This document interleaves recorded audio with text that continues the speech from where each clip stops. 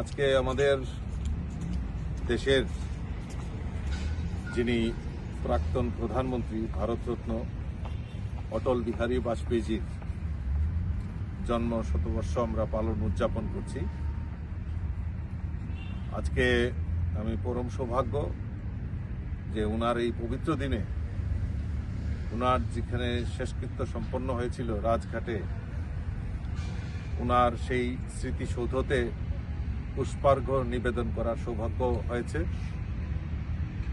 আমি উনার যে কাজ, আমরা এই উনার জন্মদিনটাকে সুশাসন দিবস হিসাবে আমরা উদযাপন করি এবং ভারতীয় জনতা পার্টির রচয়িতা আমাদের অটল বিহারী বাজপেয়ীজি আমাদের যেই দিশা, আমাদের এই ভারতবর্ষকে একটা নতুনভাবে চিন্তা ভাবনার যে রাস্তা উনি দেখিয়েছেন এবং ওনার সময়কালে যেভাবে দেশকে পরিচালনা করেছেন, একটা নতুন দিশা দেখিয়েছেন।